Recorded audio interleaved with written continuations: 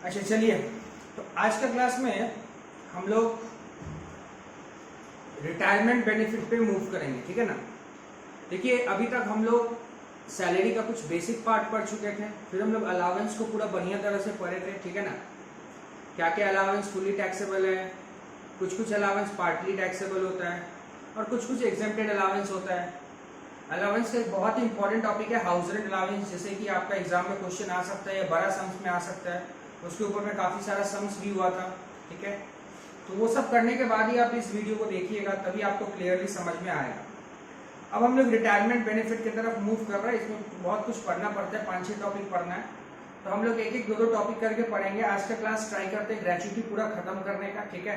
बहुत ही important topic है, बढ़िया से देखिएगा, बढ़िया से समझिएगा। पहले प्रोविजंस को समझिएगा, देखिए। और एक बात हम बताना चाहते हैं आप लोगों को कि टैक्स एक ऐसा पेपर है ना जहां समझ में तो बहुत जल्दी आ जाता है, लेकिन इसको रिटेन करके रखना हर कोई के लिए दिक्कत होता है, ठीक है।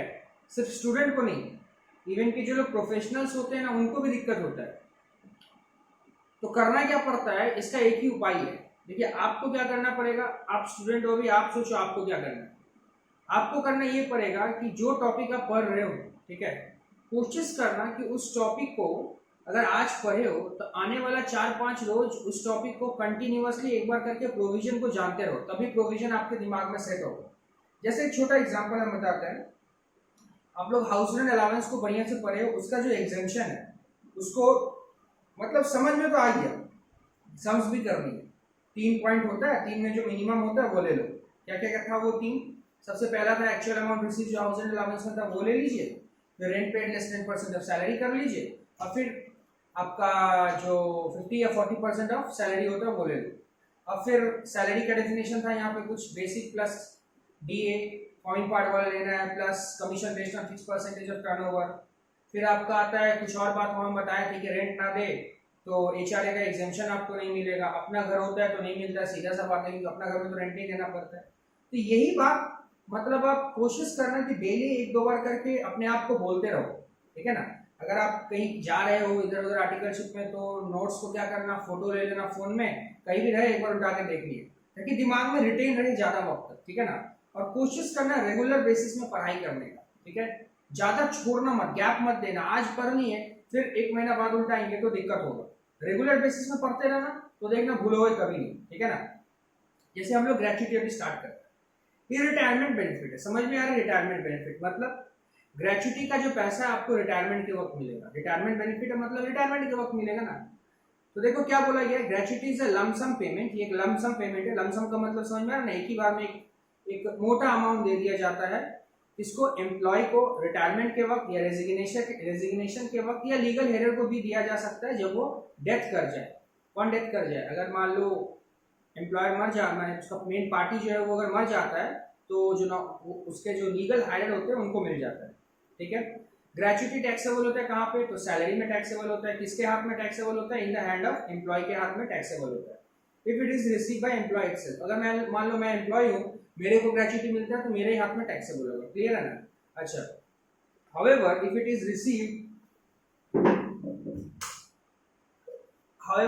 रिसीव्ड, अगर मान लीजिए ग्रेच्युटी आपका लीगल हेयर को मिलता है, तो लीगल हेयर को मिलने से वो सीधा का सीधा कहाँ चला जाता है, इनकम फ्रॉम अदर सोर्स में चला जाता है। लीगल हेयर को मिलेगा तो अदर सोर्स में जाएगा, क्योंकि लीगल हेयर को अगर मिल रहा, तो चीज को समझो ना यार, लीगल हेयर को मिल रहा, तो लीगल हेयर को मिल रहा किससे मिल रहा, कंपनी से।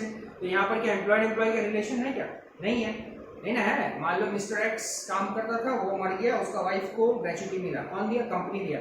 तो यहाँ क्या वाइफ और कंपनी के बीच में एम्प्लॉय का रिलेशन है, नहीं है। तो अगर वाइफ और कंपनी के बीच में एम्प्लॉय का रिलेशन नहीं है, तो भैया सीधा सा बात है, ये ग्रेच्युटी जो वाइफ को मिल रहा वो अदर सोर्स में चला जाएगा, ठीक है ना। However if it is received by the legal heir, then it is taxable under the head of income from other sources. The hand of legal heir, legal heir को मिलेगा तो अदर सोर्स में चला जाएगा। ग्रेच्युटी भी taxable under the head of salary income other source is subject to the following exemption. कुछ कुछ exemptions याद रखने हैं आपको। अब हम लोग हार्डकोर प्रोविजन में आते हैं। देखो अभी तक क्या पढ़े हम लोग अभी तक हम लोग को जो समझ में यही आया कि ग्रेच्युटी एक लमसम अमाउंट ऑफ पेमेंट है, जो कब मिलता है, रिटायरमेंट के वक्त मिलता है। अच्छा, रिटायरमेंट के वक्त मिला, अगर मान लीजिए जो आपका क्या बोलते हैं इसको, एम्प्लॉय अगर मर जाता है तो क्या होता है दादा, एम्प्लॉय अगर मर जाएगा तो उसका लीगल हेड को मिलेगा, तो कहाँ जाएगा, अदर सोर्स में जाएगा। अब देखो तुम समझो कि if you are a tax consultant तो तुम कैसे बिहेव करोगे। मान लो तुमको कोई पूछा, ठीक है ना, कि देखिए मेरा ग्रेचुटी हस्बैंड का था, हस्बैंड मर गया तो वाइफ को मिला, तो ये अब कहाँ जाएगा, तो अदर सोर्स में जाएगा। मैंने अपने आप को सोचो कि हम उस जगह पे हैं, ठीक है, ज्यादा वक्त भी तो नहीं है ना यार, 1-2 साल के अंदर भी तो तुम भी उस जगह पे चले जाओगे, तो सोचने में दिक्कत क्या है। आज अगर बोलता है कि नहीं 20 साल बाद जाएंगे तो सोचने में थोड़ा दिक्कत था। जो गोल को आप 1-2 साल बाद अचीव करोगे तो आज ही से सोचना स्टार्ट कर दो, तो दिक्कत क्या है, आसानी होगा उस वक्त, ठीक है ना। क्योंकि कुछ बनने के बाद अगर सोचते हो क्या करना है तो दिक्कत हो जाता है ना, बनते बनते सोच लो क्या करना है। अच्छा, अब हम लोग ग्रेचुटी का एग्जाम्पशन पढ़ते हैं। देखो कोई भी एग्जाम्पशन टैक्स में, कोई भी डायरेक्ट टैक्स में कोई भी एग्जाम्पशन सेक्शन 10 में कवर है। एग्जाम्पशन एक चैप्टर भी है, तो कोई भी एग्जाम्पशन सेक्शन 10 में कवर है। ग्रेचुटी का एग्जाम्पशन 10-10 में था, जैसे हाउस अलाउंस का एग्जाम्पशन 10-13 में था, ग्रेचुटी का एग्जाम्पशन 10-10 में। क्या बोला जा रहा है इसका एग्जाम्पशन ग्रेचुटी में, सबसे पहला नंबर बात, एम्प्लॉय ऑफ गवर्नमेंट और लोकल अथॉरिटी। अगर आप गवर्नमेंट एम्प्लॉय हो या लोकल अथॉरिटी का एम्प्लॉय हो तो आपको जो भी ग्रेचुटी मिलेगा फुल्ली एग्जेम्प्टेड। एकदम प्योर बात है, अगर सरकारी नौकरी करते करते आपको ग्रेचुटी मिलता है तो वो फुल्ली एग्जेम्प्टेड हो जाता है, मतलब उस पर कोई भी टैक्स लगाने का जरूरत नहीं है। क्लियर हो गया बात। अगर अदर एम्प्लॉय है, अदर एम्प्लॉय है तो वहां से 2 कंडीशन आता है। पहला कंडीशन कवर्ड अंडर ग्रेचुटी है, दूसरा condition not covered under gratuity है। कवर्ड अंडर ग्रेचुटी है, नॉट कवर्ड अंडर ग्रेचुटी है। अब यहाँ समझना है, ठीक है। देखो अगर तुम गवर्नमेंट एम्प्लॉय हो फुल्ली एग्जेम्प्टेड, अदर एम्प्लॉय हो कवर अंडर ग्रेचुटी है, नॉट कवर अंडर ग्रेचुटी है। तो अगर आप अपने आप को कवर किए हो अंडर ग्रेचुटी है तो आपको एग्जेम्पशन क्या मिलेगा, 3 बात बताएंगे, 3 में से जो छोटा होगा वो ले लेना। सबसे पहला नंबर बात actual amount receive. Actual amount receive मेरे साथ बोलो, देखो बोलोगे नहीं तो दिक्कत होगा। हम लोग पढ़ क्या रहे हैं, ग्रेचुटी का एग्जेम्पशन पढ़ रहे हैं। Government employee fully exempt, not government employee cover under gratuity act है। तो 3 बात में जो छोटा होगा वो होगा, 3 बात में जो छोटा होगा वो होगा। पहला बात, फर्स्ट बात मेरे साथ बोलना, actual amount receive, actual amount receive. दूसरा क्या है 15/26, 15/26 उसको मल्टीप्लाई किससे करेगा, लास्ट ड्रॉन सैलरी से। 15/26 इंटू लास्ट ड्रॉन सैलरी। पहले बोल तब समझाएंगे क्या होता है लास्ट ड्रॉन सैलरी, क्या होता है 15/26, सब समझाएंगे। अभी बोल पहले, सबसे पहला पॉइंट एक्चुअल अमाउंट रिसीव। दूसरा पॉइंट क्या है, लास्ट ड्रॉन सैलरी, फिर उसको मल्टीप्लाई किससे करेगा, नंबर ऑफ ईयर सर्विस और part there of in excess 6 month, माने 3 मल्टीप्लिकेशन हो रहा है 15/26 लास्ट ड्रॉन सैलरी, फिर number of year of service और part there of in excess of 6 month, सब समझाएंगे। 3 चीज से मल्टीप्लिकेशन होगा, ठीक है। और तीसरा है 20 लाख। तीनों में जो तीनों 3 लेना। अब इस 3 में जो सबसे छोटा होगा वो ले लेना। तो कवर अंडर ग्रेचुटी एक्ट का एग्जेम्पशन क्या है बताइए। पहला पॉइंट एक्चुअल अमाउंट रिसीव। देखो दो तो बहुत सिंपल है भाई, एक्चुअल अमाउंट रिसीव और 20 लाख। दूसरा वाला में थोड़ा क्रिटिकल है, याद रखना, ऐसे याद रखना, 15/26 into last drawn salary into number of year of service part there of excess of 6 month. सब समझाएंगे, झटपट मत कर, सब समझाएंगे, एक एक करके समझाते हैं। आजा, सबसे पहले लास्ट ड्रॉन सैलरी का अर्थ क्या होता है। लास्ट ड्रॉन सैलरी का मतलब यही होता है कि रिटायरमेंट के वक्त जो तू सैलरी उठा रहा वो ले। अरे पगला, रिटायरमेंट के वक्त जो सैलरी उठा रहा ना वो ले। हम आज रिटायर किया, अभी कौन सा महीना चल रहा, जुलाई, तो जुलाई महीना का सैलरी, समझ में आ गया, ठीक है, समझ में आ गया। देखिए रिटायर हो रहा 31 जनवरी 2020 को, तो सैलरी कब का लेगा, 2020 को कंसिडर किया जाएगा, वही है लास्ट ड्रॉन सैलरी, समझ में आ गया। अब दूसरा नंबर बात, ये सब सेकंड पॉइंट जो था ना 15/26 में कुछ समझाना नहीं है, लास्ट ड्रॉन सैलरी समझ गए। अब वो जो था ना part there of excess 6 month वो समझाते हैं। Year of service thereof excess 6 month, इसका अर्थ क्या होता है, इसका अर्थ ये होता है, इसका अर्थ ये होता है कि अगर आप 6 महीना से ऊपर, मैंने साल का 6 महीना से ऊपर काम करते हो, अगर आप साल का 6 महीना से ऊपर काम करते हो तो दादा 6 महीना के ऊपर काम करोगे ना तो उस ईयर को फुल ईयर में काउंट कर लेना। 6 महीना के ऊपर काउंट किए तो ईयर को फुल में काउंट कर लेना। 6 या उसका नीचे होता है तो वो ईयर काउंट नहीं होता है। यही होता है part there of excess 6 month का मतलब। क्लियर है। और पढ़ते हैं, अगर तुमको बोला जाए 20 साल 11 महीना, 20 साल 11 महीना, तो देख 11 महीना का मतलब 6 महीना का ऊपर है ना, 6 महीना का ऊपर है ना भाई, 6 महीना का ऊपर है ना, हाँ या ना बोलना, हाँ। तो ये 11 महीना आ जाएगा एक साल में, समझ में आ गया ना। तो 20 साल 11 महीना नहीं, इसको 21 साल पकड़िए। अब अगर 20 साल 6 महीना होता है तो इसको 20 साल पकड़ना, क्योंकि ये 6 महीना क्रॉस नहीं किया। यस, 6 महीना क्रॉस करेगा तभी 1 साल ऐड होता है, नहीं तो जो रहता है वही। फिर आगे आ जा, under gratuity act, under gratuity act 1 महीना इज इक्वल्स टू 26 डेज। सुन ले मेरा भाई, सुन ले, सुनो भाई, ग्रेचुटी एक्ट में ये बात लिखा हुआ है कि हम लोग 1 महीना इज इक्वल्स टू 26 डेज मानेंगे। क्या बोले, समझ में आया ना? ग्रेचुटी एक्ट में ये बात लिखा हुआ है कि 1 महीना का मतलब होता है 26 दिन। अब ऐसा क्यों है? ग्रेचुटी एक्ट में लिखा हुआ है 1 महीना मतलब 26 दिन। अब इसका भी एक लॉजिक है, हम लोग का ये मानना है कि 1 महीना में 4 संडे आता है, तो 4 संडे को आप काम नहीं कर रहे हो, तो अगर काम नहीं कर रहे हो तो उसका ग्रेचुटी आपको नहीं मिलेगा। लॉ में ये माना गया है, ठीक है ना? हम समझा दिया, हम ग्रेचुटी एक्ट तो पढ़ा नहीं रहे, जब और डिटेल में घुसे तभी हम लॉजिक समझा दिए। और 26 दिन हो गया। अब 15/26 उन लोग का ये मानना है कि ग्रेचुटी हम लोग हाफ देंगे, हाफ, हर महीना में जो भी होगा आधा देंगे। तो आधा मतलब 15/30 होता है, लेकिन 15/30 नहीं, 30 में से 4 दिन कट जाएगा, इसलिए 15/26। तो समझिए ना लॉजिक क्या था सेकंड पॉइंट का, 15/26। 26 का लॉजिक क्या है? 4 संडे उसमें से कट जाएगा। अब देखो ये सब जो लॉजिक बता रहे हैं ना, ये सब लॉजिक हम तुमको क्या बताएं, तुम्हारा स्टैंडर्ड को बढ़ाता है, इसीलिए ये जान के रखो, ठीक है ना? अच्छा, फिर बोला गया है कि अंडर ग्रेचुटी एक्ट 1 मंथ, ये भी पढ़नी है, ठीक है। अब ओवरऑल लिमिट, तो इसका मतलब तीनों पॉइंट समझ में आ गया ना। पहला पॉइंट 15/26 समझ गया, इंटू क्या करते हैं उसके साथ, 15/26 के साथ हम लोग इंटू क्या करते हैं, 15/26 के साथ इंटू करते हैं लास्ट वन सैलरी, मतलब जिस महीना में तू रिटायर होके जा रहा है उस महीना का तुम क्या ले लो, ग्रेचुटी ले लो। और फिर उसके साथ क्या मल्टीप्लाई करोगे आप, उसके साथ आप मल्टीप्लाई करोगे आप नंबर ऑफ ईयर। तो नंबर ऑफ ईयर कितना लेंगे, जो भी ईयर होगा ले लेना, 6 महीना से ऊपर रहेगा तो 1 प्लस कर देना, और अगर कम रहे तो जो रहेगा वही ले लेना। क्लियर है ना? ठीक है। फोर्थ पॉइंट में बोला है overall limit will be reduced by the amount of exemption already claim at the first time. इस पॉइंट का मतलब समझ, इस पॉइंट का मतलब समझ। क्या हुआ, तो एक कंपनी में नौकरी करता था, ठीक है ना, वहां से तेरे को ग्रेचुटी का एग्जेम्पशन मिल गया, तो वहां से जितना ग्रेचुटी का एग्जेम्पशन मिल गया ना, वो ग्रेचुटी का एग्जेम्पशन, वो ग्रेचुटी का एग्जेम्पशन, वो ग्रेचुटी का एग्जेम्पशन मतलब जो तू पहले एक बार ले लिया है, जो तू पहले एक बार ग्रेचुटी का एग्जेम्पशन ले लिया है, अब जो ओवरऑल लिमिट है 20 लाख वहां से माइनस कर देना। नहीं समझ में आया, समझाते हैं फिर। मान ले हम एक कंपनी में पहले नौकरी करते हैं, ठीक है, मेरे को वहां से रिटायर हो गया तो ग्रेचुटी मिल गया, ग्रेचुटी मिल गया। अब ग्रेचुटी अगर तेरे को मिल गया तो एग्जेम्पशन मिल गया होगा ना, तो मान ले एग्जेम्पशन 4 लाख का है, तो ओवरऑल लिमिट 20 लाख होता है, तीनों में एक ओवरऑल लिमिट 20 लाख है ना, तो वो अब तेरा 20 लाख नहीं रहेगा, वो तेरा क्या हो जाएगा 16 लाख, 16 लाख। क्लियर है? अच्छा, ज़्यादा सैलरी का मतलब समझा दो, क्योंकि सैलरी भी तो चाहिए ना। सैलरी का मतलब होता है basic plus DA, basic plus DA, basic plus DA. Clear है यहाँ तक? तो चलो आ जाओ, हम लोग एक सम्स करते हैं, पूरा कंसेप्ट पानी का तरह क्लियर हो जाएगा। आओ, क्या बोला है, मिस्टर आलोक बाबू गवर्नमेंट एम्प्लॉय है। अरे गवर्नमेंट एम्प्लॉय देखते ही हम बता देंगे कि इसका ग्रेचुटी फुल्ली एग्जेम्प्ट है। रिटायर किया सर्विस से 31/7 को, आफ्टर रेंडरिंग सर्विस फॉर 25 साल 7 महीना, नो प्रॉब्लम, उसको ग्रेचुटी मिला 7 लाख का, no problem.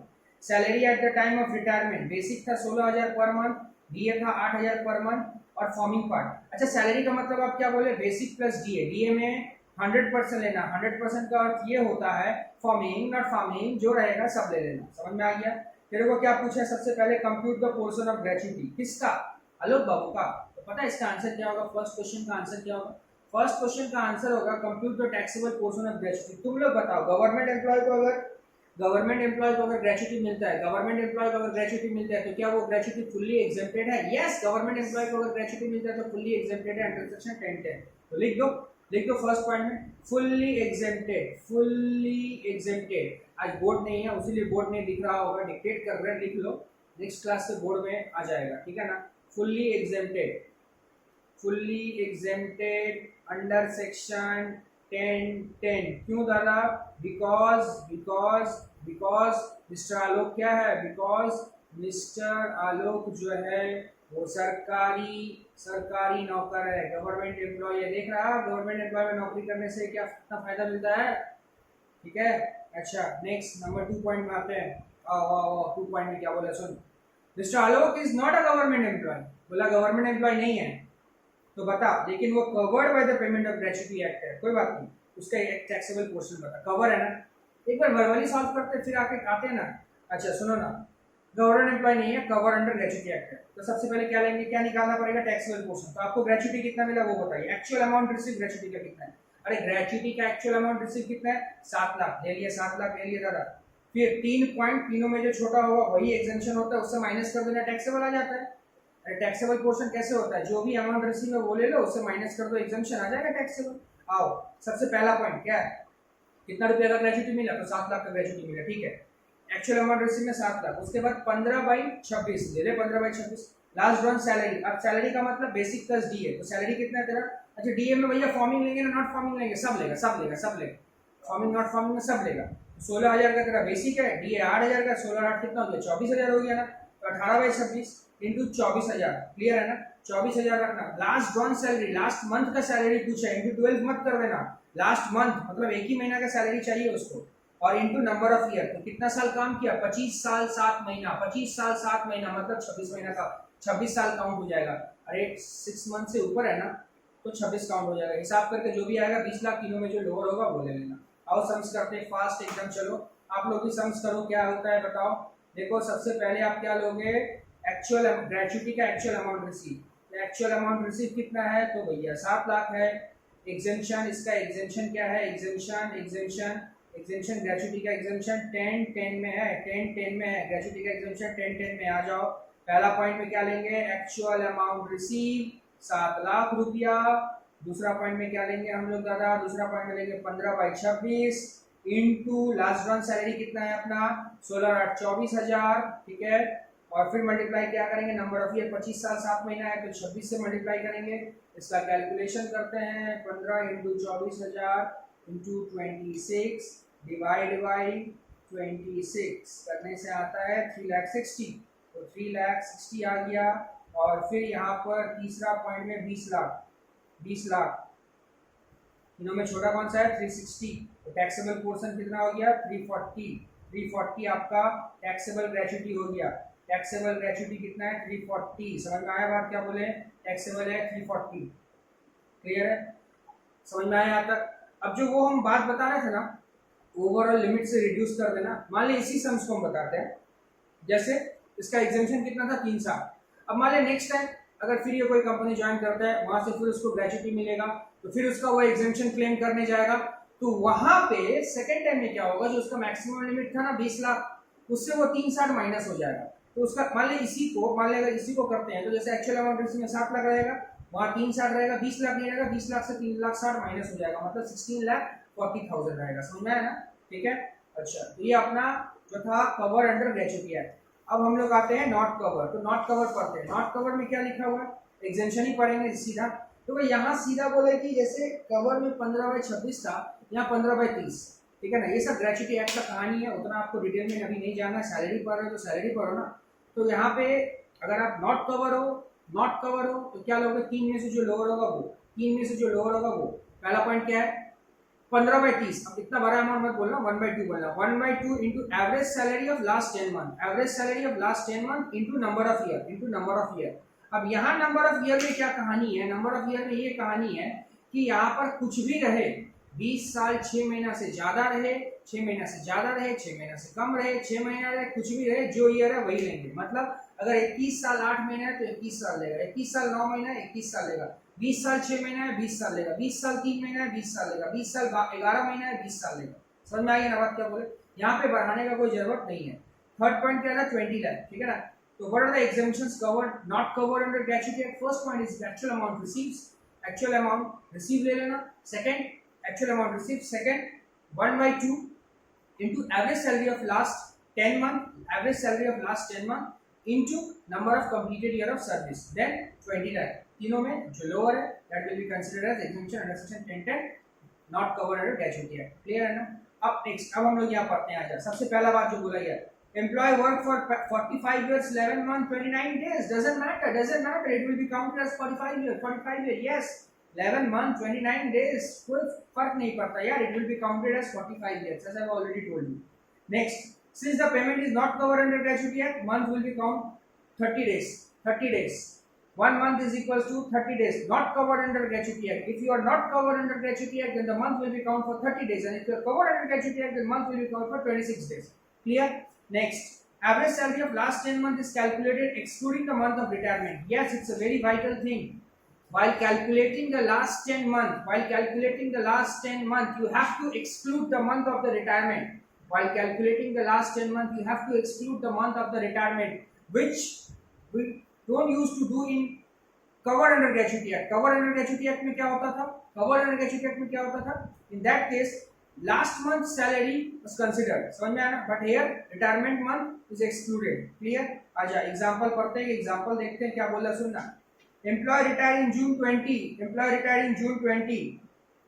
Whether 1 June, 1st June or 30 June, doesn't matter. If you are retiring on June, it means while calculating salary, I am not going to consider the month of June. Doesn't matter when you are retiring. Either you are retiring on 1st June or 30th June or middle of the June or 10th of the June, doesn't matter.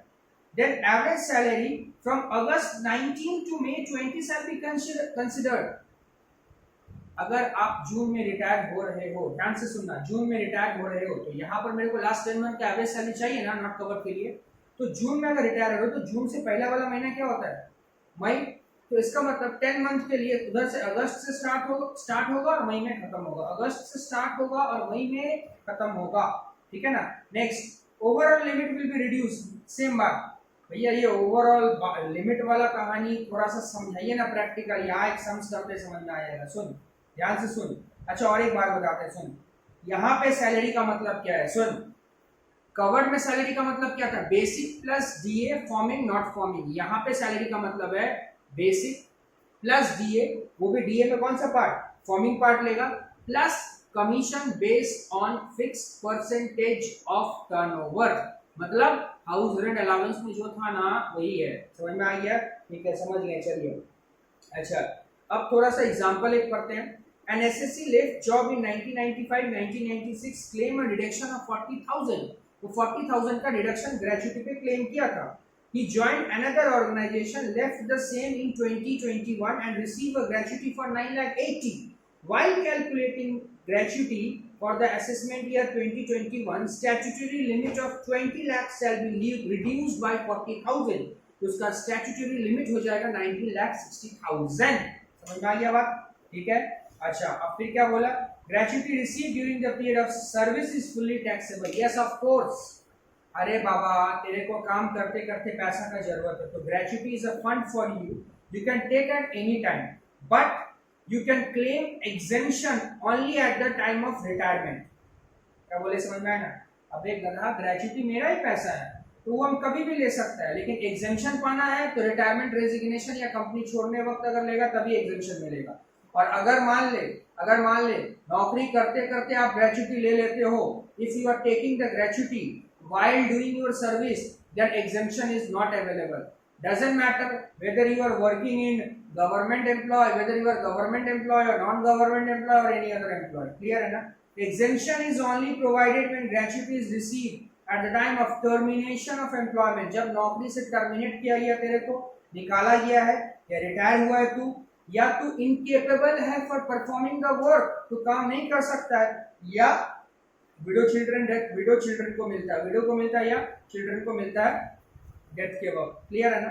अच्छा, अब हम लोग थोड़ा सा यहाँ पढ़ते हैं कि कमीशन जो होता है ना, कमीशन कौन सा कमीशन लेंगे. देखिए, अभी तक हम लोग हाउस रेंट अलाउंस पढ़े और ग्रेचुटी पढ़े, जिसमें आप बार बार एक वर्ड का जिक्र कर रहे हो सैलरी में कि commission based on fix percentage of turnover, commission based on fix percentage of turnover. तो दादा कोई भी कमीशन होगा घुसा देंगे क्या? नहीं, जो कमीशन टर्नओवर पे दिया गया वही लेना. जैसे अगर तेरे को सीधा क्वेश्चन में बोलता है कमीशन मिला 10,000 रुपया पर मंथ, क्या सैलरी निकालते वक्त वो कमीशन को ऐड करेगा? नो. कमीशन मिला 10% ऑफ जीपी या एनपी, ऐड करेगा? नो. कमीशन मिला 12% sale of the company, sale कितना है? 100 करोड़. सेल कितना है? 100 करोड़, ऐड करेगा क्या? सुन, बोला commission based on fix percentage of turnover, तो परसेंटेज फिक्स है टर्नओवर. ठीक है ना? ये ले सकते हैं क्या? नहीं, ये भी नहीं लेंगे. अच्छा, फिर क्या बोला? सुन, commission 2% of sale achieve by the employee. ध्यान से सुन, किस commission based on fix percentage of turnover employee को मिला, सेल्स कितना है? 50,000, ये वाला कमीशन लिया जाएगा. समझ में आया ना? क्योंकि बार बार बता रहे कमीशन का डेफिनेशन क्या था? Fix percent achieve by employee, employee को मिलेगा वही. समझ में आ रहा है ना। पहला वाला में तो सीधा दे दिया था फिक्स कमीशन लेंगे नहीं, दूसरा वाला जीपी पे दिया लेंगे नहीं, तीसरा वाला कंपनी पे दिया लेंगे नहीं, चौथा वाला बोला है एम्प्लॉय को मिला है सेल्स पे। मतलब कमीशन किसको मिलना चाहिए, एम्प्लॉय को सेल्स पे, वही कमीशन आता है, नहीं तो फिर कमीशन नहीं आएगा। क्लियर है। आज एक क्वेश्चन करते हैं, क्लियर हो जाएगा। एक बार भैया प्रोविजन फिर से बताइए ना, नॉट कवर वाला सुन ले। पहला पॉइंट क्या लेगा, एक्चुअल अमाउंट रिसीव, बोलना, अरे बोलो बोलो, एक्चुअल अमाउंट रिसीव। दूसरा क्या लोगे, हाफ, हाफ लेना, इनटू क्या करोगे, average salary of last 10 month.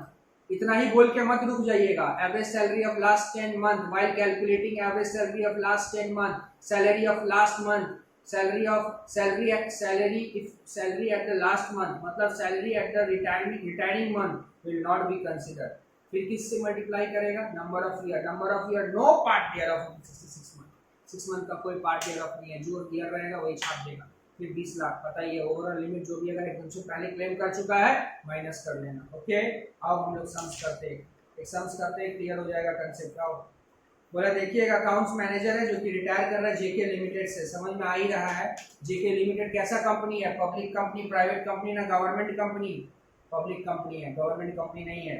15/1 को आफ्टर एंटरिंग सर्विस 30 साल 7 महीना, ठीक है, कोई दिक्कत नहीं है। उसे सैलरी मिला 25,000 रुपया up to the month of 30/9 and 27,000 उसके बाद मिला।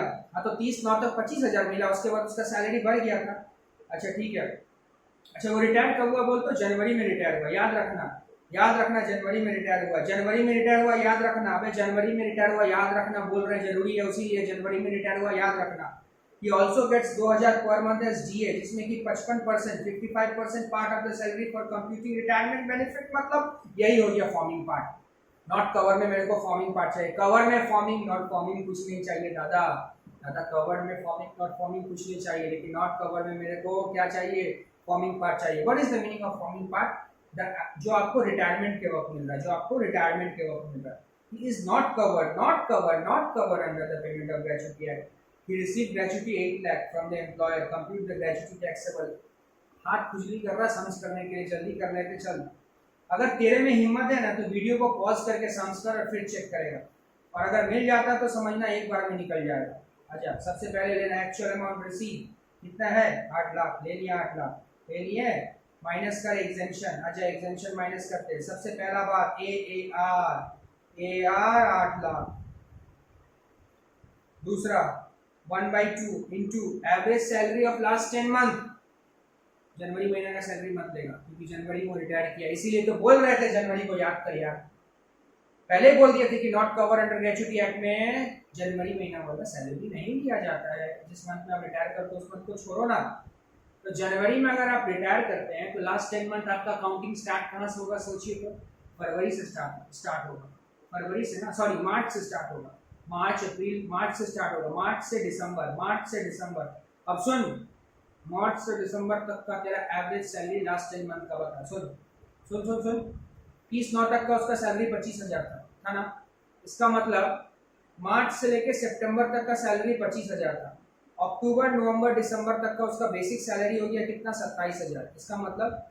इसका मतलब मार्च अप्रैल मई जून जुलाई अगस्त सितंबर 7 महीना तक उसको मिला 25,000 रुपया करके, समझा ना, 7 महीना तक कितना मिला 25,000 रुपया करके। तो हम यहाँ दिखाते हैं 25,000 इंटू 7, 25,000 इंटू 7, फिर प्लस क्या करेगा 27,000, उसके बाद का 3 महीना मिला तो 27,000 इंटू 3 हो गया 10 मास, हो गया 10 मास।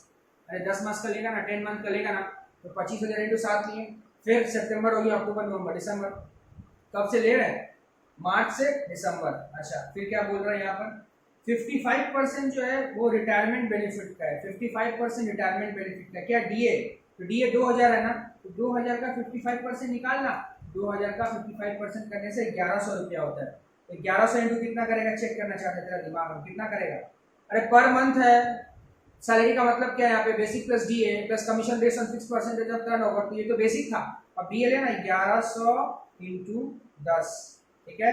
एवरेज निकालना है 10 महीना का, तो इस पूरा को डिवाइड कर दे 10 से, पूरा को डिवाइड कर देगा कितना से 10 से, और फिर लास्ट में मल्टीप्लाई किससे करेगा, जानता है नंबर ऑफ ईयर से।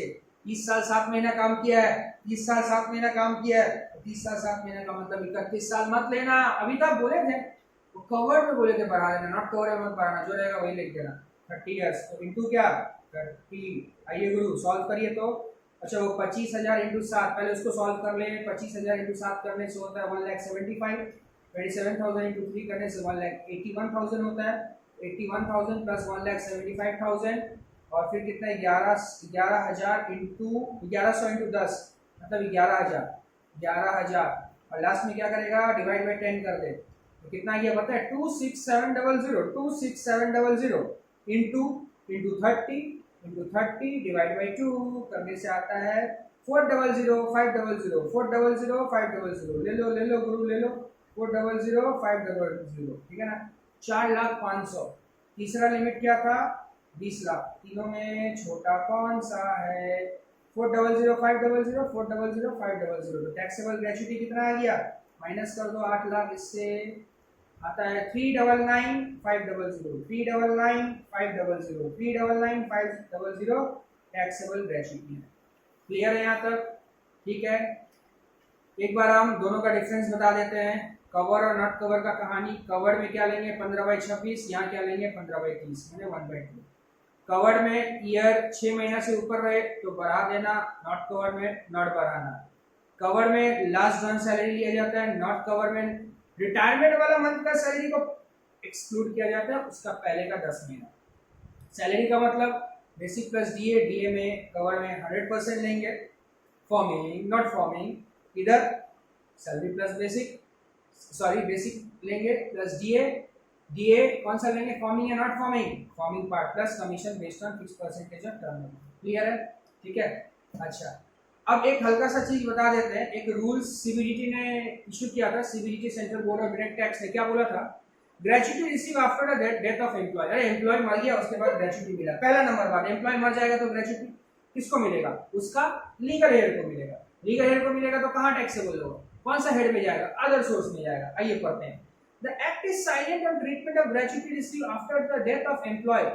बोला गया है कि एक्ट में कुछ बोला ही नहीं है कि अगर ग्रेच्युटी लीगल हेड को मिलेगा तो क्या होगा। सीबीडीटी बोला सुन based on circular issued by the CBDT if gratuity becomes due before the death of SSC, if gratuity becomes due before the death of SSC no matter when by whom received it's taxable in the hand of the employee। Yes of course if gratuity has been received before the death of employee that doesn't matter from whom we are giving gratuity ठीक है ना।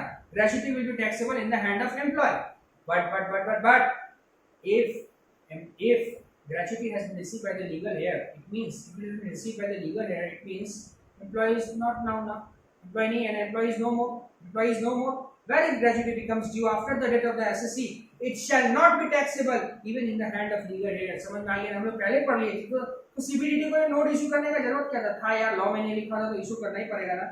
हिंदी बताइए सुन अगर employ का जिंदा रहते हुए gratuity मिलेगा तो एग्जेम्पशन मिलेगा, सब में मिलेगा, टैक्सेबल भी होगा, एग्जाम्पल भी मिलेगा, सही है एग्जेम्पशन मिलेगा। लेकिन अगर गवर्नमेंट एम्प्लॉय है लेकिन अगर लीगल हेड को मिलता है तो अदर सोर्स में जाएगा फुल्ली एग्जेम्प्टेड डजंट मैटर किससे मिल रहा है government employ non government employ कोई भी फर्क पड़ता नहीं। समझ में आया बात। तो ये अपना ग्रेच्युटी का कंप्लीट लेक्चर था। ओके ठीक है चलो।